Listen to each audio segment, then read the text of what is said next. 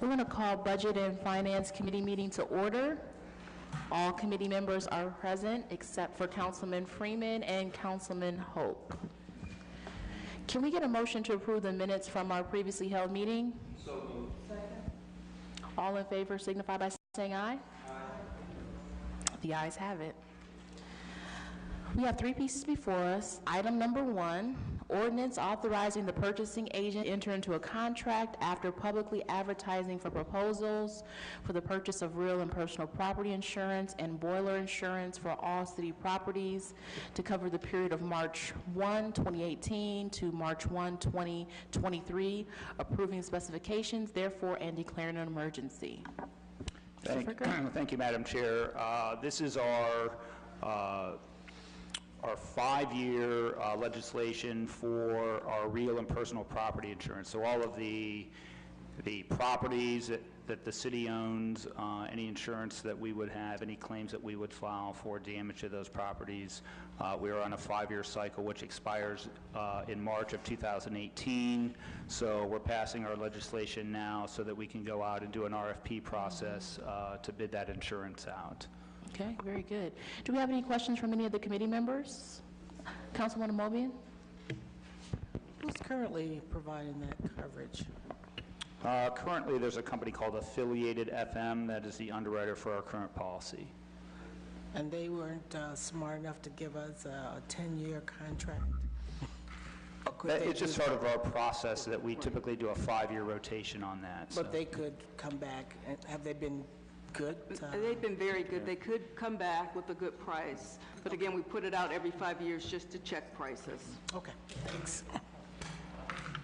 Any other questions from any other committee members or council members? Councilman Neal? Thank you, Madam Chair. Just a general question. I know one will be looking at more intently in every area where there's an opportunity for companies to do business with the city. These insurance companies, are any of them, have any minority firms ever requested opportunity to bid, or have we ever given any an opportunity to bid for something like this? No, to the best of my knowledge, they've never applied for this market. Okay. Well, maybe it's something where we need to work with the administration just to make sure that they know that there's an opportunity. I mean, we actually have an insurance consultant that shops this for us. We'll, let him know that that's an interest of ours. But again, they need to be rated at a certain level. Understood. Okay, and of a certain size. Understood. Okay. Okay. Okay. Thank you, Madam Chair. Thank you so much, Councilman Neal. Any other questions? If not, is consent okay? Are we on a time constraint? Consent should be fine. Okay. Can we get a motion for consent? So moved. We have a motion. Do we have a second? All in favor signify by saying aye. Aye. The ayes have it. Any opposed? No. Okay. Moving on to item number 2, ordinance authorizing the purchasing agent to enter into a contract without the formality of advertising for bids for the purchase of support and hardware maintenance for uninterruptible power supplies in 3 city data centers from Wadsworth Solutions, approving specifications, therefore, and declaring an emergency. Thank you, Madam Chair. These are power supplies that would kick in the event of a power failure, such as we have in City Hall when there's a power failure, so that your servers stay up and running during a power loss event. And we're in need of replacing 3 of these. Very good. Any questions from any committee members? If not, we'll open up to any other council members. All right, no questions. Is consent okay? Yes. Can we get a motion for consent? Second. All in favor signify by saying aye. Aye. Any opposed? The ayes have it. Moving on to item number 3. Ordinance authorizing the mayor or his designees to apply for and accept, if awarded, funding from the Bloomberg Philanthropies 2017 Mayor's Challenge Grant Program and declaring an emergency. Good afternoon. Again, this is the 2017 Mayor's Challenge Grant, which is supported by Bloomberg Philanthropies. The Mayor's Challenge was created to help city leaders think big, be bold, and uncover new or unexpected ideas that tackle today's most urgent problems. Successful ideas might reimagine or drastically improve how cities deliver their services, create efficiencies, or improve citizen engagement. This particular grant, we actually partnered with the United Way of Summit County and Akron Public Schools to implement something called Orbit Akron, which is basically a holistic approach on wrapping quality resources around families to stabilize, empower, and better prepare our city for the modern economy. A lot of this has to do with fully utilizing our CLCs that exist in the city today. The City of Akron is applying for approximately $100,000 from the Bloomberg Mayor's Challenge to conduct a pilot implementation of this proposed grant. If we receive this $1,000 grant, we will become finalists and will be in contention to receive one of 5 large awards, which would provide millions to fully implement and bring this project to scale. I have with me Seth Kuyat from the United Way of Summit County, as well as Carla Sibley from Akron Public Schools to help answer any questions. Okay, perfect. And I don't know if Carla or if our representative from United Way want to share anything about the program before we open up for questions. Yeah, thank you. We've been working with Akron Public Schools in the city for about a year now in discussing what this could look like, but ultimately it's how do we better utilize the community learning centers? There's about 1,200 partners who use those year-round already, and this is an attempt to really work with neighborhood residents on what services they are looking to receive out of their local CLC, and then working with partners on coordinating those services to those families. So it's not from scratch, it's really kind of a phase 2 of how do we better coordinate those services and reach out to the residents to figure out what they want to see out of their local CLCs. And we chose the Bookdale cluster schools for a number of reasons. It is a resource-rich community. There are also the opportunities to build on what currently exists in schools in the way of liaisons who support family and community engagement, and a system that might coordinate what already exists in that community would be welcomed. Okay, thank you so much. Do we have any questions from committee members? Councilwoman Amobian?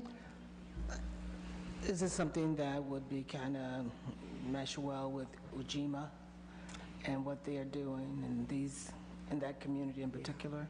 Part of our early conversations had to do with what kinds of conversations have already taken place around the needs of that community. We know that Project Ujima has done quite a bit of work in the past 5 or so years to engage residents around what they see as the needs for that community. And in the Bookdale community, it was economic empowerment, health and wellness, and accessing our community learning centers to the full extent that we can use them. So we think that this is a good match, a good marriage with what already exists and what we've learned from our community residents. One other question, Madam Chair. Did I hear you say that this could lead to millions of dollars? Again, this is through Bloomberg Philanthropies, former Mayor Mike Bloomberg of New York. This is one of basically his grants.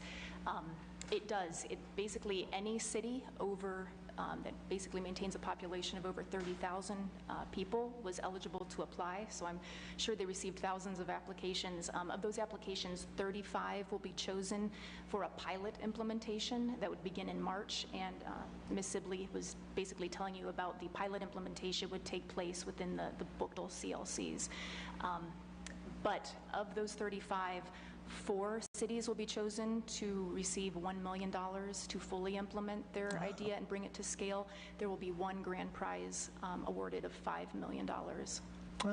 So the 100,000 is just a teaser for us to get on track and do the hard work and prove that we can do this. Exactly. And they would be eligible for $1 million or $5 million. That sounds interesting. Is there something else we need to be doing to to Once help the out? legislation is passed, again, we've already conducted a work plan, a budget for the pilot implementation if we're able to move forward and become one of the 35 champion cities. So right now, I think we've taken the necessary steps to start. So what kind of outcomes are we looking to show that we are prepared to take this to the next level? We had to submit a number of short-term outcomes. Some of the student outcomes are related to GPA, attendance, absenteeism. Some of the family outcomes, let's see, families are getting immediate needs met more quickly. I'm sure that'll be some type of like a pre and post test. We're looking at, let me see here, our students graduating college and career ready, decrease in unemployment rates, decrease in the working poor, the ALICE population. These are some of the longer term outcomes, equitable playing field for all races, and a diminished opportunity gap. The short term outcomes are clearly going to be student-led and meeting immediate needs. So working with families in those neighborhoods to identify what are the barriers, not only to their child's education, but the education or the employment attainment that the families want to see. That'll include basic needs assistance, health and wellness screenings, with the ultimate goal of the services being provided on site, so that we're not just referring clients out, but we're actually working with residents within their own local CLC. Is this part of the financial literacy thing that we approved recently? No? It's not a part of that, Okay. but that is an example of how we It could could be utilize those services in those CLCs. So this is the other bold goal that was announced. Yeah, this would be more related to the early childhood, third grade reading, and then college and career attainment, but also looking at the education of the child from a community perspective and knowing that there's several barriers that are mostly limiting that child's ability to learn on grade level. And if I can, in addition to the school-related outcomes, I think we would also hope to see movement in some of the larger community issues. So access to quality health care, reducing the infant mortality rate, reduction in youth violence and crime. So I believe that we would also be interested in looking at whether we're moving the needle on some of the bigger issues in the community. Thank you very much. Very good. Any other questions? Councilman Neal? Thank you, Madam Chair.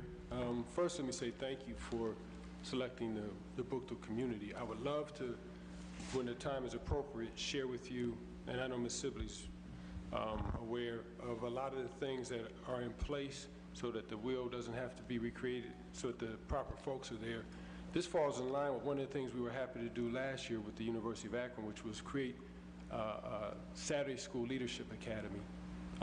And if you're familiar with Project Ujima, we believe in educating everyone throughout the whole entire life cycle. So the goal is, a lot of times when people think of Saturday school, they think of remediation and for children. We're talking about educating folks from the cradle to the grave.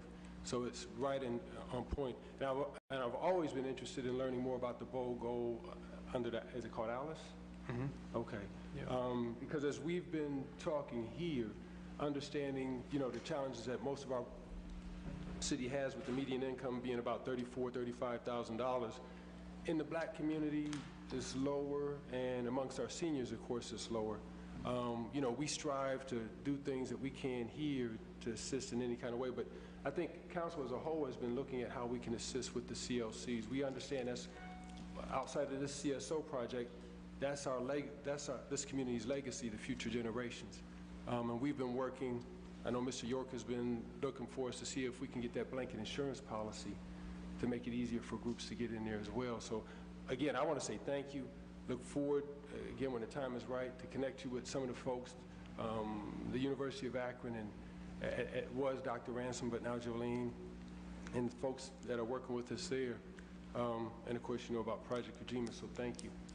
Thank you, Madam Chair. You're welcome. Any other questions, Councilwoman Sims?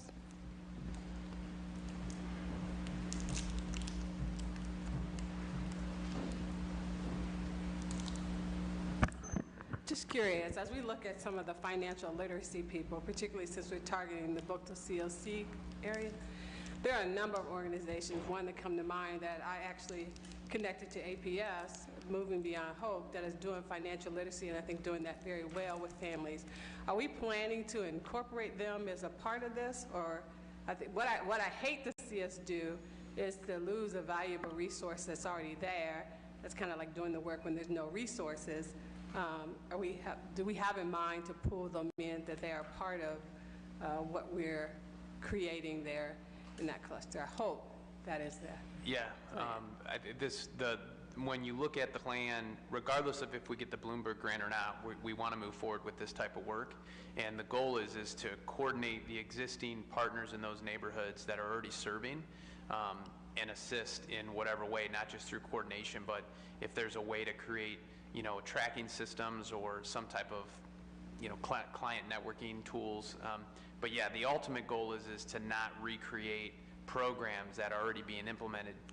This isn't a pay-to-play model. No one needs to bring resources to the table in order to have clients. They just have to be willing to do some direct service work out of the CLCs so that we can eliminate that transportation barrier for families. Yeah, I think because one of the challenges, as you probably are aware, that makes communities very tentative is that when the resource runs out, so does the people.